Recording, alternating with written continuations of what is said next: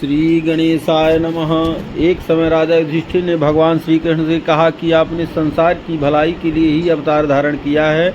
इस समय सुभद्रा और द्रौपदी अपने पुत्रों के मरने से शोकग्रस्त हैं तथा अभिमन्यु की स्त्री उत्तरा का गर्भ भी अश्वस्थामा के ब्रह्मास्त्र से खंडित हो गया है। माता पिता को संतान के बिना अत्यंत दुख है। अतः हे प्रभु, आप कोई ऐसा व्रत, दान अथवा उपाय बतलाइए जिससे कि माता पिता संतान शोक से दुखी ना हो और उत्तम दीर्घायु तथा स्वस्थ पुत्र उत्पन्न हो। यह सुनकर भगवान कहने लगे, हे राजन, मैंने तुमको एक व्रत बतलाता हूँ जिसको नियम पूर्वक करने से खंडित गर्भ भी जीवित पा जाता है तथा संतान दुखी नहीं होती। कथा प्रारंभ कर राजा युधिष्ठिर के पूछने पर भगवान श्री कृष्ण ने कहा कि प्राचीन काल में सुभद्रा नाम का एक प्रसिद्ध राजा राज्य करता था। उसकी रानी का नाम सुवर्णा था और उनके एक हस्ति नामक प्रतापी पुत्र था जिसने अपने नाम से हस्तिनापुर बसाई। राजपुत्र एक दिन धात्री के साथ गंगा जी में स्नान करने गया और गंगा जी में जल क्रीड़ा करने लगा।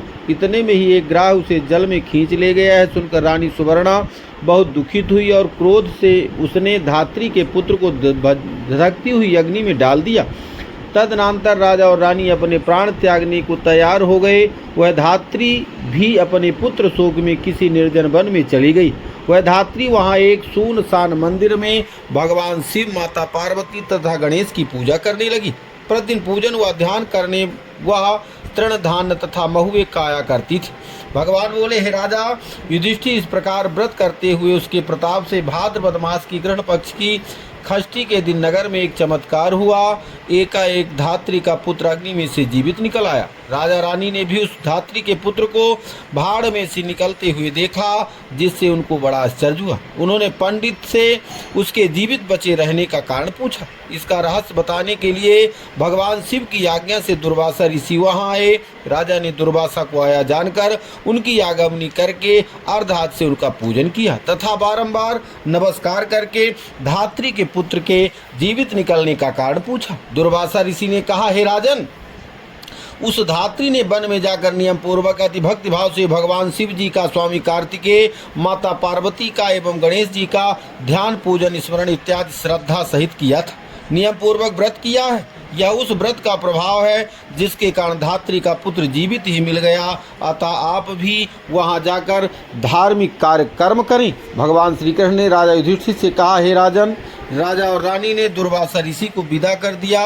तदुपरांत वे दोनों को साथ लेकर उस धात्री के निवास स्थान में गए। वहां राजा रानी तथा दुर्वासा ऋषि ने उस धात्री को भगवान शिव का कुछ पलाश ढाक के नीचे अति श्रद्धा के साथ पूजन अर्चन करते हुए देखा। राजा ने धात्री को उसके पुत्र से मिला दिया। धात्री ने राजा को इस उत्तम व्रत के रहस्य को सविस्तार बता दिया। उसने कहा, हे राजन, जिस दिन से आपके भय से त्रस्त मैं यहाँ आई, मैंने केवल वायु को ही भोजन करते हुए भगवान शिव, कार्तिकेय, माँ पार्वती एवं गणेश की पूजा की। एक दिन आधी रात्रि के समय स्वप्न में भगवान शिव ने मुझे दर्शन दिया। कहा कि तेरा पुत्र जीवित हो गया है क्योंकि तूने हमारा व्रत एवं पूजन बड़ी श्रद्धा तथा भक्ति से किया है। यदि तुम्हारी रानी भी इस व्रत को विधि पूर्वक करे तो उसका पुत्र भी उसको जीवित मिल जाएगा तथा और भी बहुत से पुत्र उत्पन्न होंगे। भगवान श्री कृष्ण ने राजा युधिष्ठिर से कहा, राजन, भादों के महीने में कृष्ण पक्ष की षष्ठी को यह उत्तम व्रत करना चाहिए। उस दिन प्रातःकाल स्नान करके क्रोध, लोभ, मोह त्याग कर व्रत को नियम पूर्वक कर लेना चाहिए।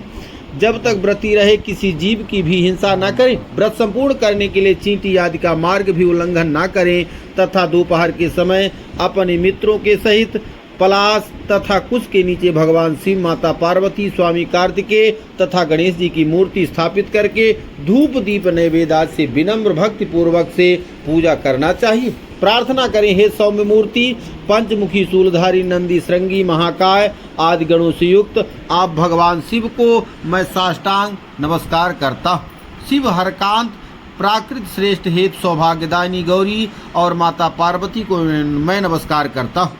मयूर वाहन, क्रौंच पर्वत को विदीर्ण करने वाले कुमार विशाख आदि स्कंद आप स्वामी कार्तिकेय को बारंबार नमस्कार है।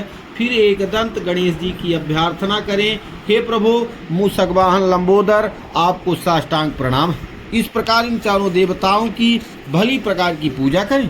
फिर ब्राह्मणों सहित गाजे बाजे से अपने घर को आवें। उस दिन सामा के चावल का भोजन करें। दही, दूध, घी तथा मट्ठा विशेष रूप से खाना चाहिए। दुर्वासा ऋषि ने कहा, हे राजन, जो स्त्री पुरुष इस व्रत को विधि पूर्वक करता है वह पुत्र और पौत्रवान होकर सुखी होता है। ऋषि की ऐसी बात सुनकर राजा रानी ने विधि पूर्वक इस व्रत को किया, जिसके प्रताप से वह राजपुत्र शीघ्र ही ग्रह के गले से निकलकर बोलने लगा।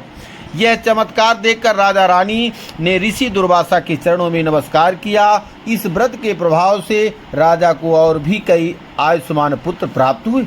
राजा अनावृष्टि, महामारी, दुर्भिक्ष आदि के उपद्रवों दूर हो गए।